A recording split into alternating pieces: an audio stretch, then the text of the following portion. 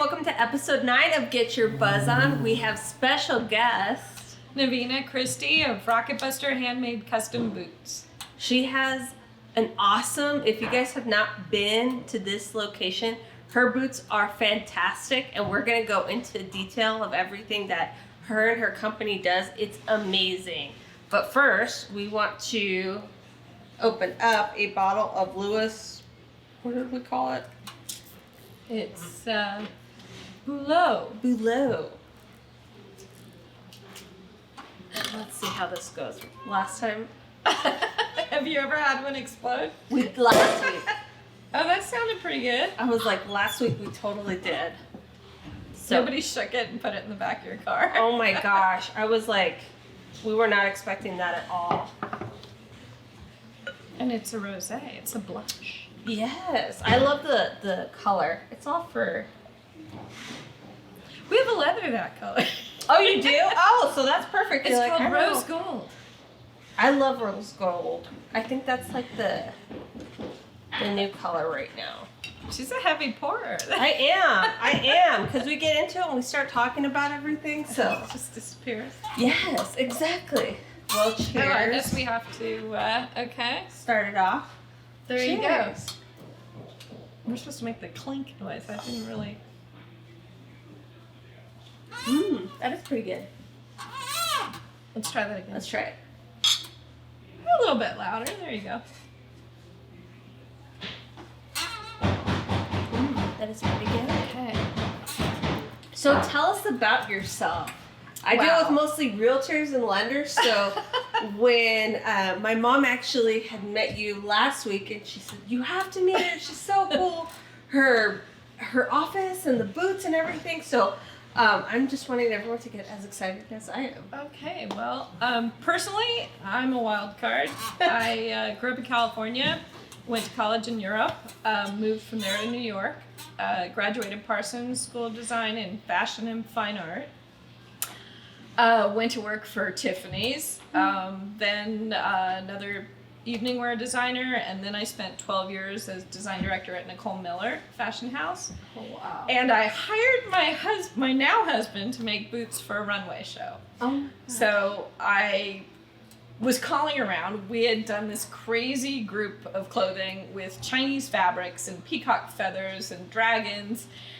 And we decided that we were going to mix that with Western and make like tight Western shirts with the snap buttons. And we wanted boots up to here, 18 inches tall for the models with dragons. And can you picture this? Calling Lou Casey and saying, hey, you want to make boots with dragons? And they were just like, lady, you're nuts. They were like, no. And so I called around, and finally I was like, this is ridiculous. And the guy that was doing our leather jackets said, hey, call this guy, call Rocketbuster.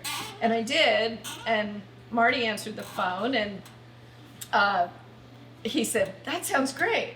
We can totally do that. That'd be awesome. And I got on a plane with my boss, and we flew out here, and we ended up hanging out with him all weekend. And by the time we flew back to New York, we not only were going to have boots for the runway show, but I was kind of smitten. She did mention that we didn't talk about our boyfriends the whole time we were here, and I was kind of like, oh yeah, that's a problem.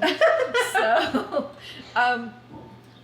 so I had to figure out a way to make that work, and we started dating cross country for 2.5 years. Oh, wow. New York, El Paso. Marty was trying to run a marathon in every state, and he'd say, hey, you ever been to Graceland? I'll meet you in Mississippi.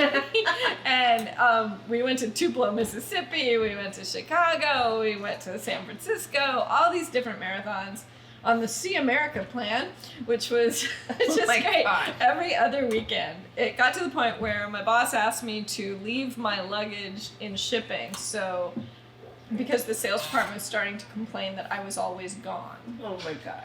And so after 2.5 years, he said, will you move to El Paso? And I said, what on earth am I going to do in El Paso? And he said, I'll give you the boot company. Because he's a photographer, and that's what was paying the bills at that point. I gotcha. The boot company started out really gangbusters, but then it sort of slowed down because he was selling stores, and a lot of them weren't paying their bills. And by the time I got here, it was almost bankrupt. But what was I gonna do? Tell my friends in New York it didn't quite work out. You're like, oh no, I'm gonna make this thing work. So, I'm happy to say that it's 22 years later, and we have a wonderful little company here. That's awesome. When I got here, all I would do, that desk that I painted bright red with flames, I used to just call people and be like, so you owe us money, and as a New Yorker, aren't there mafia guys that are supposed to do that for you? Yeah. Like big bruiser dudes that, And you were the one that was having to call people and ask. Right. And I'm like, well, if this nice lady just sent us gourmet cupcakes from Beverly Hills to thank us for the wonderful job we did on her boots, and we could spend all the money on the best leather, I want to work for her. Yeah. I don't want to work for the people that don't want to pay me and, are always like, I'm taking the shipping off because they arrived a day late. Yeah. It's not my problem. So I make boots for people, and I'm not bored. As an artist, we have so much fun doing a crazy piece of art and then not having to do it again. Yeah. It's always new. So what's your inspiration like when someone looks at buying a boot from you guys? How does that work? Well, I always start with, from a fashion standpoint, what I think would look good on them or what would make them really kind of shine. Because I think, you can go and just get any pair of boots, and that's fine. Those have their purpose. Right. But if you're getting our boots, they're like big jewelry. So if you like these boots, if you wear those out, somebody's gonna come up to you, if not many people, and tell you you look fabulous or whatever. And half the time I'm in my 3/4 gym pants. They can't tell. I came from the gym. Yeah. I threw this on top, And you want your customers to feel good, and they always come back. So I'll try to recommend, like, do you wear a lot of black? You should start with something that's black, but with a ton of colors so it matches everything. Right. Or, you can never get a tall boot because you have a big calf, so let me make you a tall boot. And it'll fit your leg great. And then you can just literally throw on anything and people will think you're dressed up. Certain styles can be casual and dressy.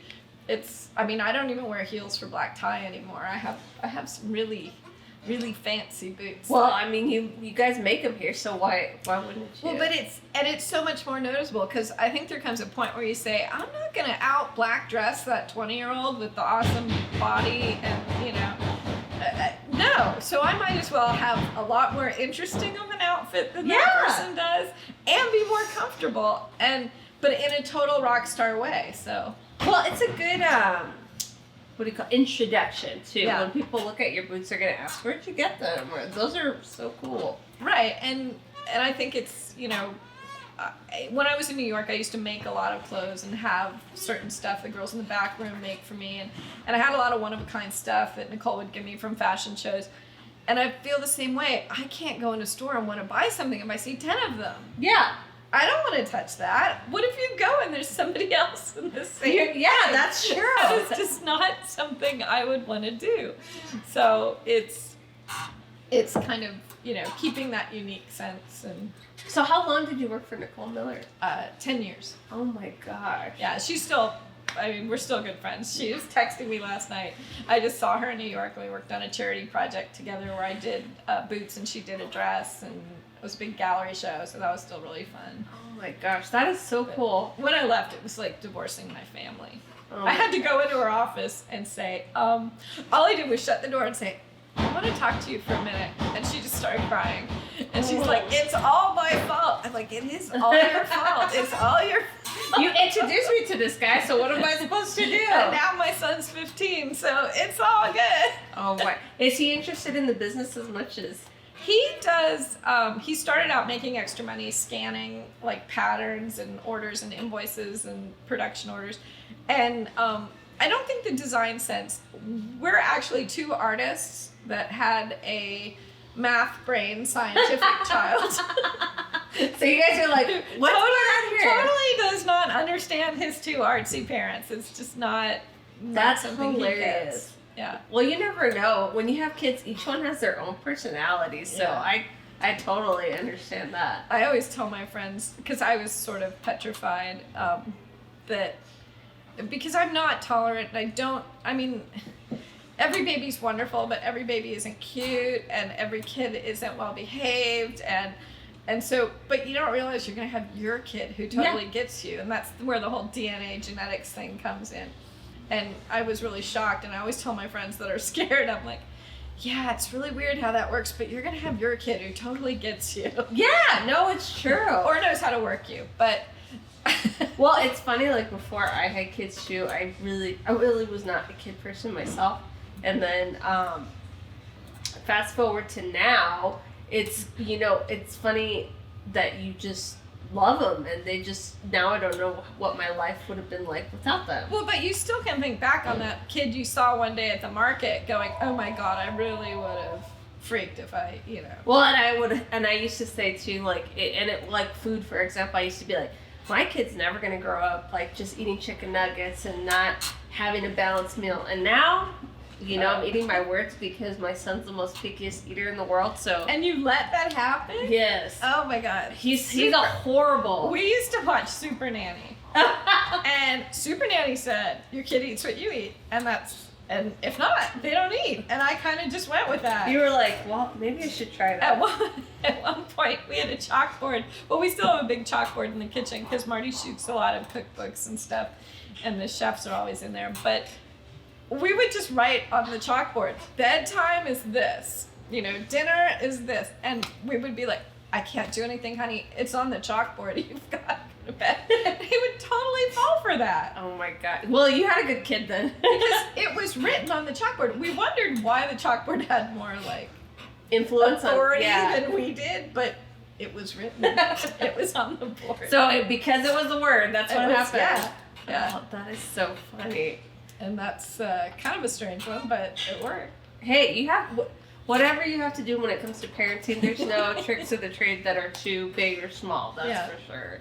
So tell us about this building is also really cool. Tell us how this building came about. Because you guys. Well, Marty got 2 buildings in town. We live in the old Pershing movie theater, which is our home and his photo studio. And then there was this building that a friend of his had, and it was downtown in a warehouse district. When I moved here, there was a dirt road out front. There were no street lights. It was really dark. The park now that you see next to us, which is beautiful, was all dumpsters. Oh my gosh. So I think it was a pretty good deal at the time. And we've been here so long, 29 years in the building, and it's lovely how the neighborhood has kind of grown around us and improved. So now they do the farmers market out front on weekends, and they do street festivals, and we get all the traffic from the hotel and the ballpark and all the different new hotels in town.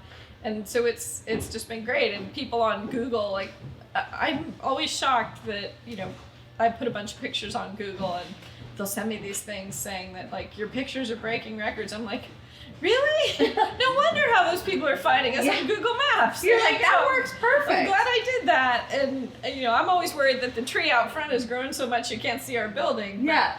It's all going good. We're getting tons of visitors downtown. So do you just get a lot of random people that just come in? They're like, oh. Well, I think we're on a bunch of lists. Like, I know we're on the Texas.gov, and we're on the Visit El Paso, and then a lot of the art people going to Marfa stop here. We do ask that if you're a big group and you want an in-depth tour that you call us, but we give tons of random tours. You know, we don't want to turn anyone away. Right. But a spontaneous person, they might get a short tour, they might get a long tour, depending on what's going on the building, you know, in the building on any given day. But it's always fun because what we do is so to the heart of El Paso and the beginnings of El Paso. This is the boot capital of America. This is where it all started. This is the Paso del Norte. They would go on the cattle drives, they would stop, they would get measured, they would get paid, they would come back, they would pay for their boots and pick them up. And it's so American, and it's such an American art form, and that's also why I am determined to train people and make it fun, because, you know, I'm sick of people saying, oh, millennials don't want to do anything, this person doesn't want to do anything. Well, I'm sorry. First of all, I wouldn't want to work in your office if it's all dark and dingy. And you know, I think people want to work here, and we can teach any artist that. I like to work with my hands. Mhm. I have black dye all over me. I'll never have a good manicure. But anybody that wants to make stuff, I don't care if it's clothing, painting, metalwork, restoring travel trailers. Yeah. I mean, all the crazy stuff I do, I find that the artists that work with us, they have that same passion. And if you're a perfectionist, you're a perfectionist. Mm-hmm. So we try to keep it fun, and it works because we get people from all over volunteering and wanting to do internships. And Well, how do you like when it comes to the hiring process? Because I was looking at them putting just even the design colors and everything, the fabric art and everything. How do you look for certain people that can do that kind of work? Because it's not easy. Well, it isn't, but it's teachable if you're a detail person. When I was in art school, there was one class and they said presentation counts. And so there was the one person that always had the fingerprints and it was crooked and they couldn't mount, even their own drawing on a piece of whiteboard well enough, to pass a neatness kind of test. And so that would be first of all. So kind of like when I was at Nicole Miller, I would say, I'd like you to do a collage. People would say, how do I become an intern? Do a collage of what you think is cool. Mm-hmm. I don't care what it is. It doesn't have to be clothing. It can be anything. And neatness counts.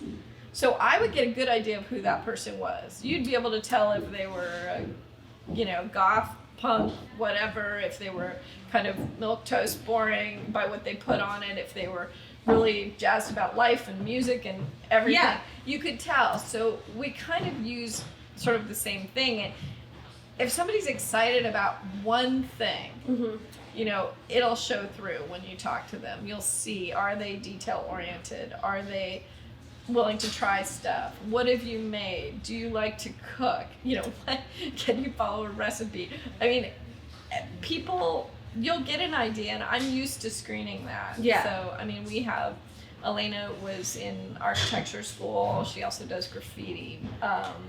Manny also did graffiti.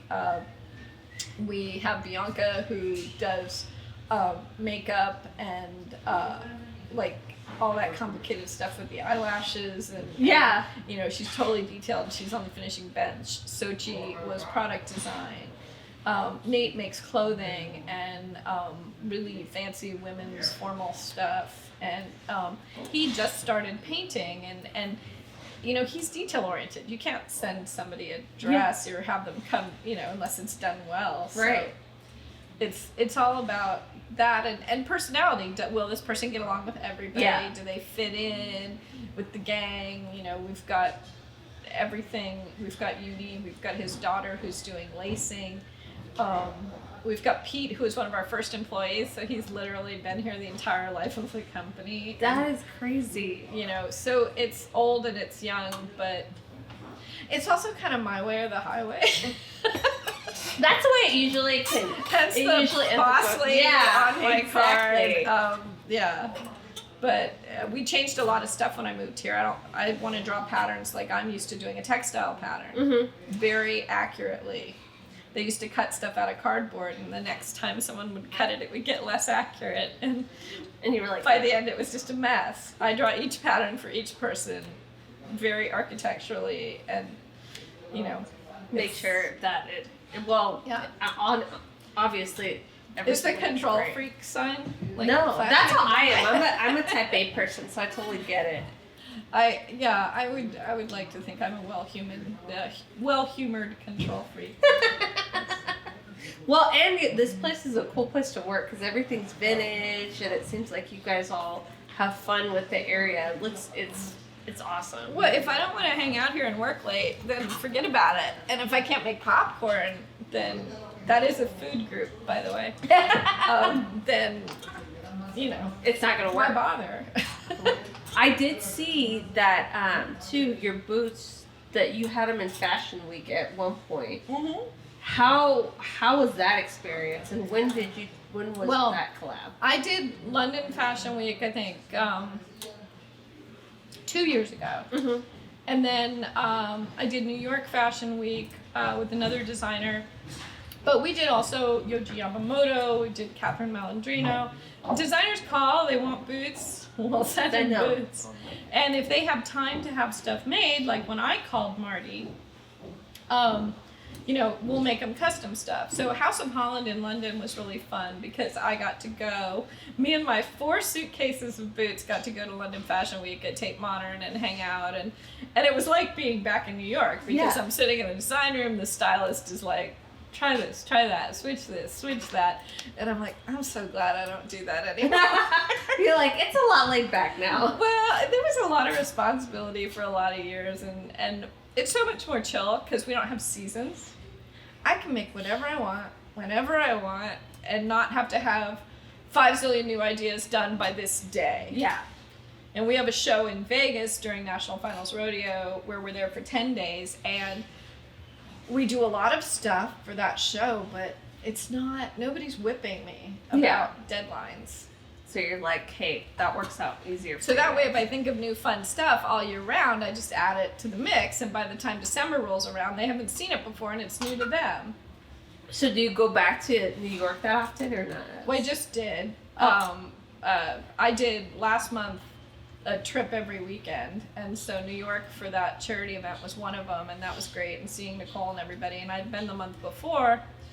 I try not to travel unless it's just for fun, but that was sort of work/fun. Yeah, so. it's good to combine the two. Yeah, that was good. It's all about the balance, so. And there has to be more of that because, trust me, there were a lot of years when it was just work, Yeah. and more work. But now, you never know who's going to call. I told you we had that call from the Blue Angels after they saw a boot at Daytona during the Thunderbirds flyby. And, the same with Ethan Hawke. I made him boots when his kids were little. And then last summer, he just came by with the star of his new movie, and they decided to do a photo shoot all day long. That's crazy. And hang out. And I was like, well, that's great. You're like, hey, that's cool. I'll hang out with him all You just day. never know what's going to happen. And it was so, I don't know, it was just so cool. And you just never know. And the one thing I say about all our customers is boring people don't really want our boots. So whoever calls, you know that this is a fun person that you want to hang out with. So in a way, I've sort of made a good niche for myself because boring people just, everybody that calls, this lady, we did this boot, she quilts, but she's like the funnest quilter out there, and she sent pictures from her quilting show, and so every time, it doesn't matter what field it is. Yeah. That is so cool. Who has been some of your, because I saw they have a wall of celebrities that you've made boots for. Who has been some of? Julia Roberts got her boots and wore them on one of the late night talk shows, which I had no idea the whole time that I was talking to Julia Motor that was Julia Roberts. And That's crazy. And I remember her calling and saying, yeah, I'm doing a play in New York and I'm going to be on this talk show and maybe you could send them to get them there in time. And I'm like, sure, no problem. And I sent them. And then the next morning I come into work, all sleepy-eyed, and there's like everybody calling, tell me about the boots for Julia Roberts. I'm like, Julia Roberts? Because we have plenty of customers that are in plays and plenty of customers that are actors and stuff.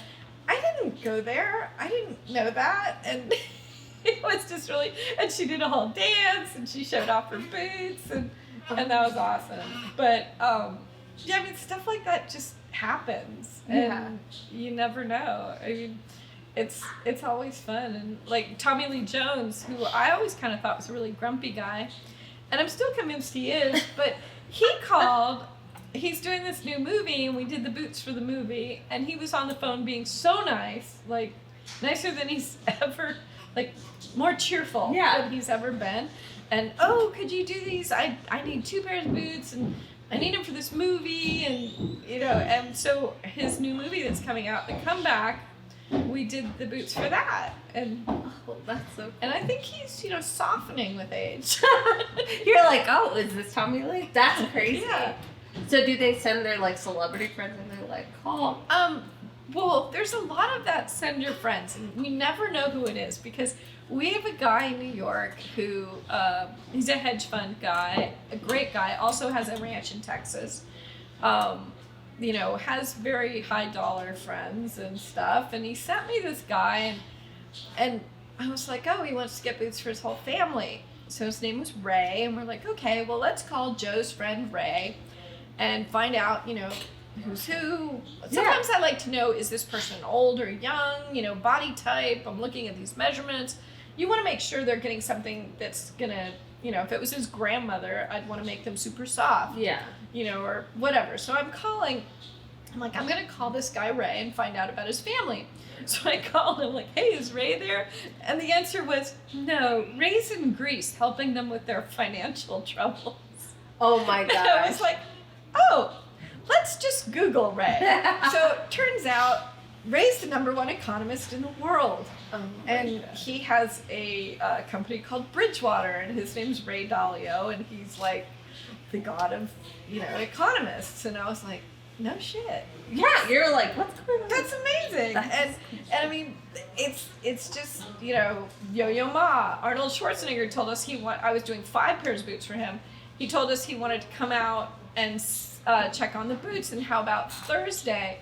And I'm looking at my calendar the next week, and I'm like, Thursday's clear. And he's like, no, tomorrow. And I'm like, tomorrow? And he's like, yeah, I'll stop by on my way to Brazil. I'm like, because we're on the route to Brazil? Really? And then he went with his PR guy to lunch at L&J, and they tweeted that they were coming here. There was like 100 people outside before they even got here. I'm like, dude, this isn't LA. You're like, there's no traffic.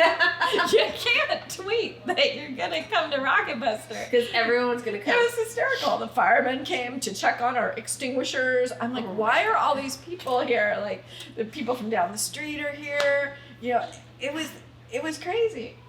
And I saw you did Taylor Swift too. I love That was her. a long time ago, yeah, when she used to wear boots. Now she's all high fashion, high heels and stuff.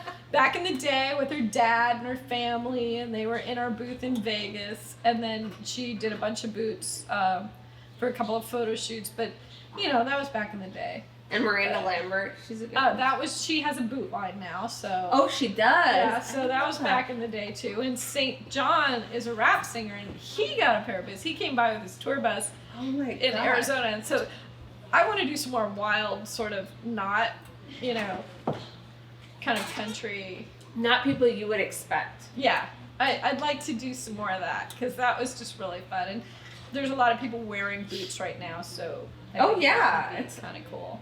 It's really cool. I feel like it's like an accessory too. Yeah, well, it's a huge accessory. Big accessories.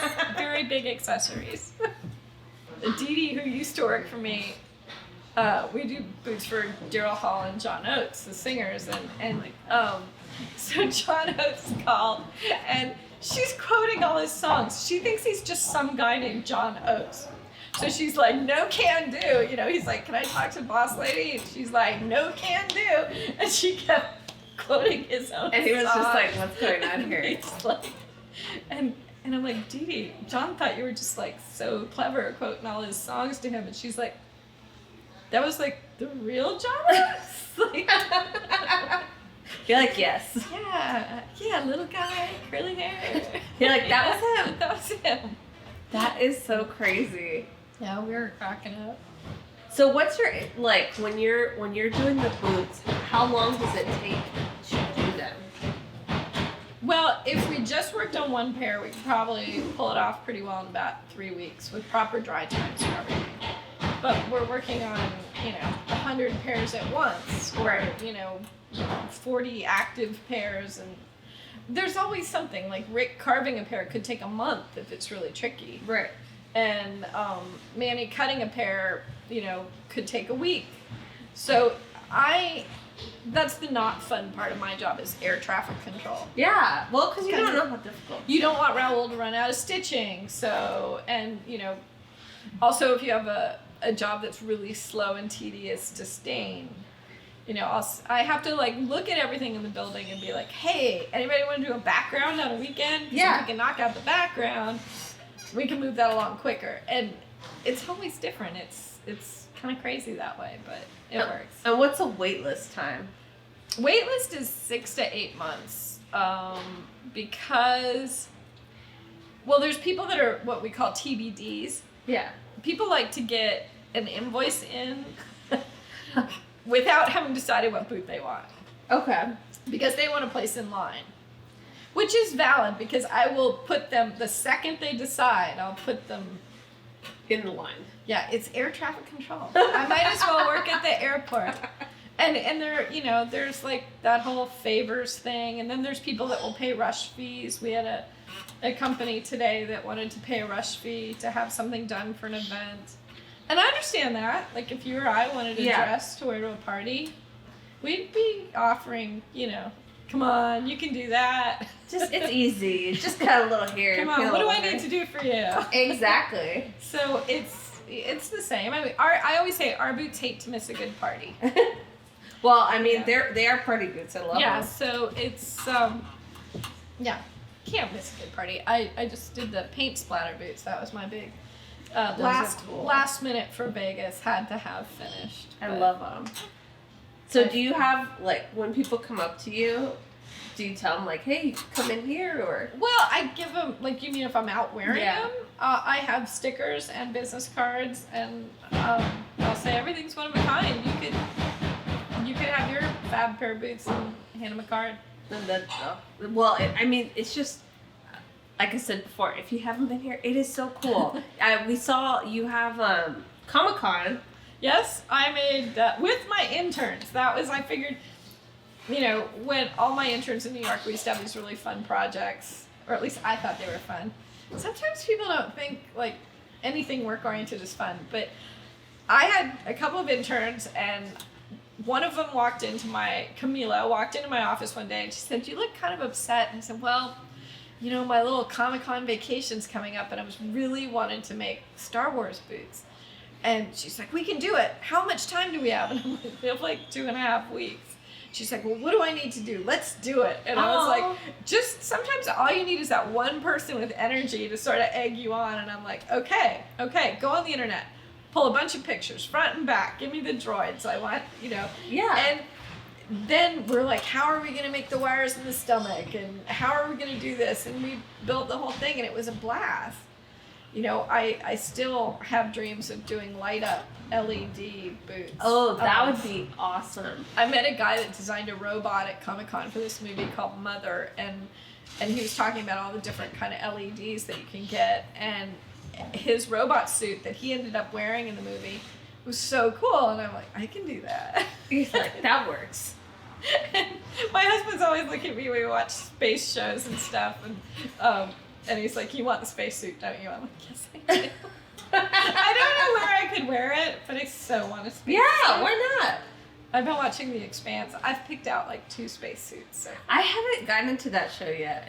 You gotta get past the first season. It's awesome. That's what everyone says. It's like, because I'm on episode 3, and it's the story is building. You just gotta, like I told my husband, you need to watch it when you're awake. This end of the night, last show thing, where you're passing out on the couch, no. You gotta get the gist of the story, because it's really good. So you're into all the sci-fi? Not all of them, no. Some don't pass the test, but that one totally passes the test. You're like, some are just lame. Some are just lame. Exactly. I won't, you know, offend anybody by saying which ones, but some are totally lame. But... So what's your ultimate goal with your boot store? My ultimate goal is always to have more fun daily, travel more for fun, even if it's work related, and you know, more interesting people, more crazy people wearing crazy boots. Yeah. Well, and I think, I mean, for a lot of like my age group, I had no idea that this place was here, and so now it just makes me interested in looking at ordering some because it's so cool. Well, yeah, a lot of people, did you hear about the Beto boots? You didn't hear about those either? No. We made the Beto boots, and it was the first time I ever did, like, the Sisterhood of the Traveling Pants. I made these boots, and we did all these different insoles, and anybody could borrow them and wear them out and check them out like a library book. And they went everywhere. They went to Hollywood parties, they went to South by Southwest, they went to New York, and it was great. And we met all these wonderful women here in town and out of town that borrowed these boots. So next time I think I'm going to do like the ultimate party boot. Oh, yeah. And just something really blingy and crazy and cool that, you know, that anybody can check out just because it's fun. Everyone sent me Instagram pictures. The boots got to have their own life. That's hilarious. You know, it's kind of whatever gets you through the day. You just need a blingy one, like with all the Swarovski crystals and right. everything And like well, that. we have the chandelier boots, so that's pretty close. But I'm thinking even wilder than that. Oh, I love it. I love that. Anything that can stand out, that's always good to me. Mm-hmm. How was the transition when you moved from New York to El Paso? Oh, that was hard. Well, first of all, you know, the business needed a lot of help. And we didn't have any good supermarkets. No. And the restaurant selection was pretty non-existent. I cried a lot. One of my customers once sent me this huge food box. Aww. With like cheese and gourmet mushrooms and all this different stuff to make like amazing food. Because I love to cook, but you know, you love to cook when you want to cook. Yeah. And then there's those times you don't want to cook. And it is nice to have sort of places to go. So. And it was completely different when you first came to where it is now. Now it's great. I mean, now we have Whole Foods. Now we have like at least one of everything. I mean, we have a French restaurant. We have, you know, multiple steak places. We have Thai food. We have Japanese choices.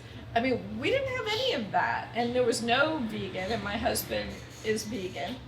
And so, but now you can go places, and now now you can even go to Burger King. And we had my first guest actually, his name's Nevena Christi, and he's a realtor, and he's vegan, and so he was like, I'm telling you, you have to come to lunch with me, and we went to Queen's Table. Uh-huh. And I had never really like eaten vegan food, and he's like, you won't even taste the difference, and I really didn't. He got me to change it because I had like the pasta with the shrimp and the chicken wings that weren't actual chicken wings, but they did such a good job with the food there that I was really impressed. I was like, oh. And now, I mean, there's just so many, people always make it such a big deal. It's like they don't realize like just a really good spaghetti with marinara sauce is vegan. You know, there's a lot of things you can eat that are vegan. You don't have to get tricky, but just put that one thing on the menu so somebody like my husband can be like, I'll have a number 2. You know, all they want is like something where they don't have to ask for special attention. Yeah. That's one thing. Yeah. So what got him to be a vegan? It's funny, we have this cartoon in the kitchen that says, I used to do it for political reasons, now I just do it to piss people off. But that's not so relevant anymore. But he did. I think his dad was a butcher, and he grew up literally with family pets that ended up getting slaughtered. Uh-huh. So he was just like... I think, well, and it was a big meat-eating family, and at one point he was just like, I think, after the first marathon maybe also, and I mean he's run like 48 marathons. He's just a healthy guy. So that's pretty good. Yeah, and you know, runners like their beer, so if you're gonna take your carbs in one area, maybe, you know, you don't want a lot of meat to digest too. I don't know. So you're not vegan though, are you? No, but I grew up in California. I prefer a light diet. Yeah. And I sort of have this rule in New York, if it's not really good, don't bother because you know it's not great for you. Yeah. It's kind of my same feeling about alcohol. You know, it's like, you know, only when it's really good. Yeah. It's like, if the guys come in and are like, oh, my wife spent hours making this, you've got to try it. Of course I'm going to try it. Yeah. But am I going to just order some like sad looking burger at a restaurant? No. You're like, it's not worth it. I'm kind of like, I'd rather have 4 appetizers and try all the cool little things that taste great than one big meal, because after the first couple of bites, I'm like I tried that. Now I'm bored. Somebody else want this. What are some of your favorite restaurants here? Oh gosh. Well, I love Sabretooth. Cassandra is, I'm addicted to Thursday taco night. I've never been. To Sabretooth? Oh, it's great.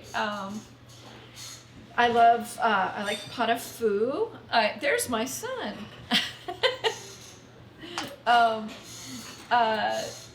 Gosh, I like Crave. I think they have a great breakfast, and they're pretty dependable to send people to. There's so many new places I want to try too. I'm trying to think, like our staples. I do a lot of cooking. I still do a lot of cooking, but I would say that, of course, Cafe Central and stuff, and I'll go with my friends. Yeah. I made them invent a club for me because they were always inviting me to lunch. And I tend to work through lunch. Yeah. So I sent them the Breakfast Club poster. Yeah. And I changed it to the 4 o'clock club. And I said, I can go to lunch with y'all at 4 o'clock. Yeah. So, we've tried quite a few of the new places. Taftias, we've gone to Hanson 11 and because they're used to going to business lunches and stuff. Yeah. But if they'll do it at 4 o'clock, it's just much better for me. You're like, I'll join it. Yeah. Well, and it's like you said, there's a bunch of different restaurants that are coming out, so it's fun to try new spots. So we have recommendations, and we have this paper that we give to everyone when they come into Rocket Buster, and it has, we used to just write it on Post-its for years. Posted this. You have kids, go here. Yeah. This, here. Now we have it all written down. Nobody paid to be on the list. It's all of our favorite places, cool. And all things to do also. Like a lot of people want to go antiquing, and a lot of people want to, go do something active. So we write it all down, and now we just circle it for people. But we only print 50 pages, which is 100 pieces. Oh wow! And then we add the new stuff. Because things have been changing really quickly downtown. They really have, especially because after they put, I feel like the ballpark, and then it's kind of all gone from there. Well, and Citibank moved, and the new hotels are coming in. Mm-hmm. Plaza Hotel's almost finished. It's just, there's so much, and Stanton House and Aloft and Indigo, and I mean. Well, the Stanton House is really beautiful too. They did a really good job with the design and everything. Yeah, too. And they're, I guess all our musicians in this week of concerts are over there, and that's kind of cool. Oh, I didn't know that. Yeah, they came by. Stanton House came by Friday or Thursday, and they were saying everyone was staying over there for sure and everything. Yeah, and it's great to see so much of a buzz downtown. Yeah.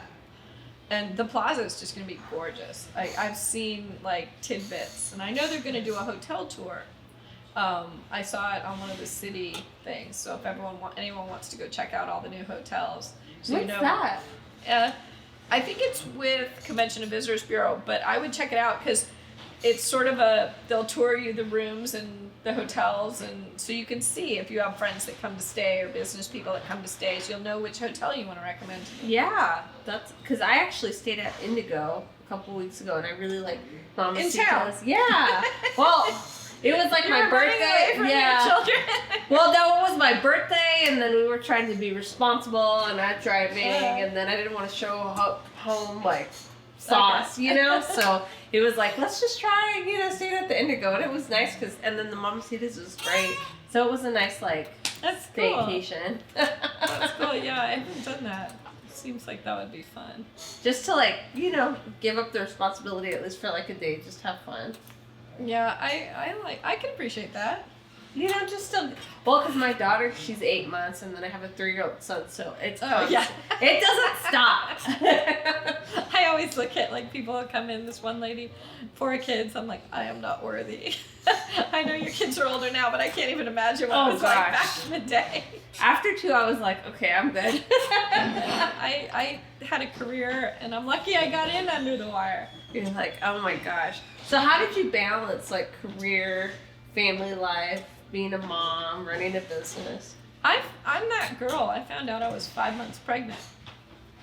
Magically. I had cervical cancer, and I thought, I don't know, my chest hurt. I thought I had breast cancer. I'm like, what the?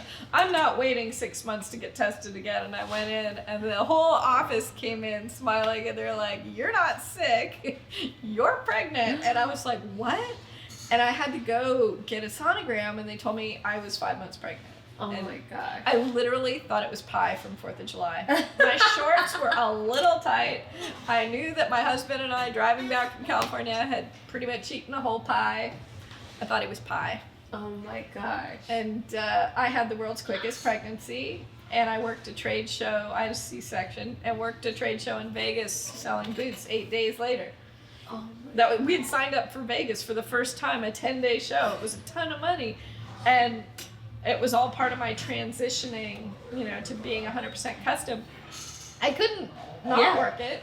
So I said to my doctor, I'm like, can you work a trade show after having a C-section? And he said, I don't see why not. And oh my gosh. he was very abrupt, very much like Batman, kind of like cut and dry. And I'm like, is there like a big Velcro kind of thing I can have? And he's like, yes, I'll get you one. And me and my giant Velcro belt and a poncho. Actually, I'm not pregnant right now, but I am wearing a poncho. But yeah, we went to Vegas, and I said to him, I said, please just sleep and be good. And then we have 1 week left to ship for Christmas, and then we get a month off. So just this time. chill. That's all I'm asking, and he never took me up on being bad. Aww. Which proves, if you read the book, all that stuff in the book will happen. Don't read the book. You're like, it'll work out. The just book fine. is meant to scare new moms. Oh, I didn't read any of that. Yeah, it was really funny. Here in El Paso, they're like, so you've never been pregnant before? I'm like, no. Like, not at all. No, I had a job, I had a career, and Yeah.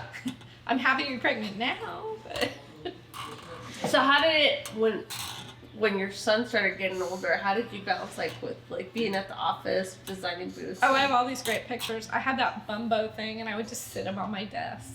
Cool. And then he went to St. Clement's daycare, where there were like 3 grandma types that would just sing to him and hold him and rock him, and they had the most beautiful little nursery, and I would work, and then I would say, it was great. I put it on the phone machine that we closed at like 4 or something. Yeah. Because I put that there, suddenly I had permission to leave. So you were like, okay, that works. I didn't know I could give myself permission to do something by just recording it on the phone machine. And so suddenly I would pick him up and I would go home, and it was great. Oh. None of this staying till 7 because You had a child. I had something I had to do. That's And awesome. I need something else I have to do at like 4:30. I tend to stay here quite a bit. Well, I mean, my parents are the same way. They're like, well, obviously because they don't have kids at home, so they're like, well, we'll stay at the office. I like when it gets quiet. I get so much done when it's quiet. But then I have to just run home and rush through dinner, so it's really not good. I don't know. I don't give myself as much push as I do other people, so I think someone needs to tell me where I need to be at 4:30. Well, at least you're your own boss, so you have to figure out what works for yourself. Yeah, I need to record something else on the machine.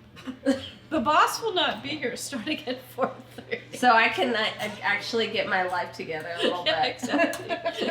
I feel like I'm on a cooking show. I make dinner in like 1 hour flat because the boys, they'll give me grief. If dinner's not ready by 7, they'll give me grief. Oh, Or really? they'll just come in the kitchen and start eating crap. Yeah. So I feel like though, might as well be Master Chef. Like, boom, hands up, I'm done. 7. It's all good. Well, for me, I do the home chef stuff because I just don't have, with everything, I just don't have time to get everything. So I just do the delivery, and then that way I at least know, okay, this is what we're having for dinner this week. And so it makes it easier. Once again, the creative control freak wants to make dinner. And it's kind of my knitting. It's my chill time. Yeah. And I don't want to hear about anyone's day while I'm cooking. You're like, just And I leave me alone. certainly don't want to hear about the news.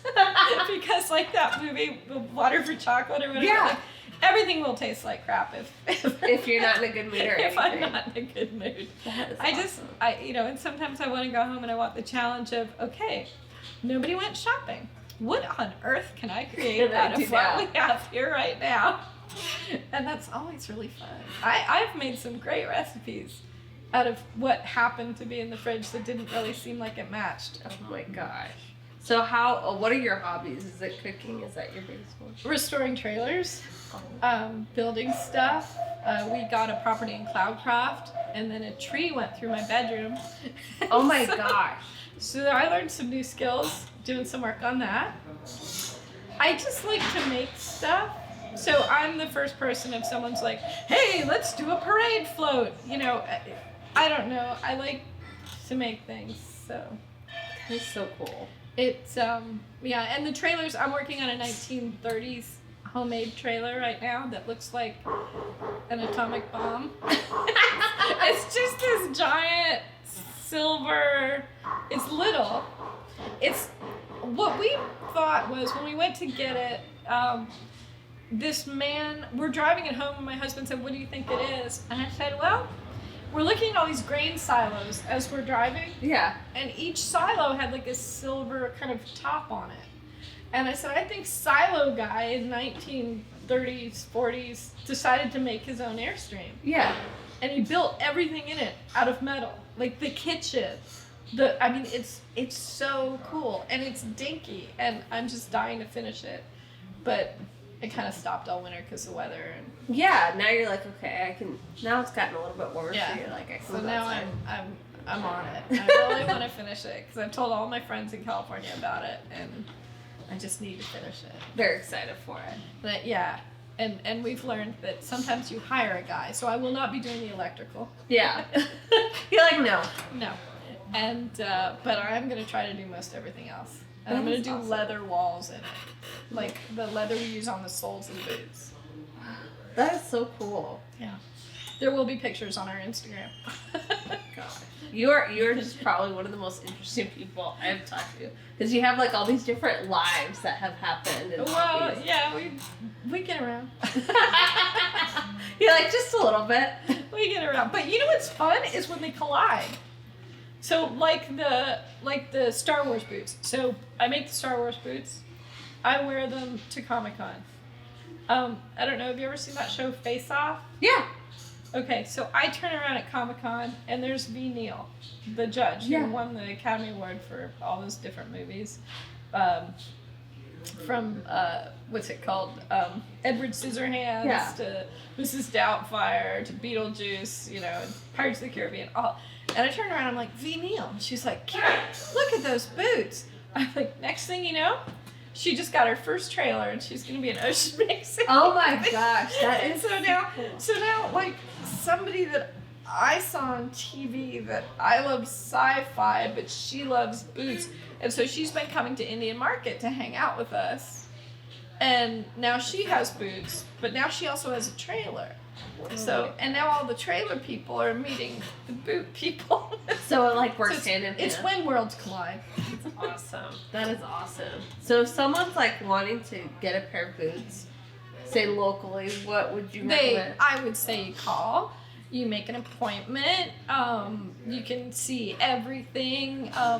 If you like, you can start by looking on Instagram or looking on the website, getting crazy ideas, and then just give us a call. I mean, we're only 12 people. We do everything by hand. Yeah. It's and it's just really fun to work on a design that means something to somebody. Yeah. And then, you know, we measure you measure your feet, show you leathers, people do a deposit, and it takes a long time to make them. So we always say, you know, by the time we have a third to a half, we really start going gangbusters. Yeah. On it. But there's also a lot, and I want to stress this, a lot of lovely creations that we've already done. So don't be embarrassed to just come in and say, I like that one, could you make me that one in my size with my initials? Yeah. Because we do that too. So you don't get overwhelmed with like having to come up with an idea. There are a lot of other people that have a specific idea, but you don't have to, and there are a million things to look at. That's great. That's awesome. Well, I want to say thank you so much for being on the show. Oh, You it's are been fun. so fascinating, and if anyone hasn't been to this office, I mean, come by and check out her boots. They are amazing. What's the address here? We are at 115 Anthony Street off of San Antonio, next to the train station. So you have, I mean, check it out. I mean, she's got awesome stuff. So thank you so much for being on the show. Oh, thank you. That was fun. Yeah, I'm like, it wasn't too painful. Yeah, no, this wasn't too painful. Hi guys, thank you for tuning in to episode 9 of Get Your Buzz On. If you would like to be a part of the show, give us a call at 915-591-0075 or shoot me an email at victoria@bundlebeagency.com.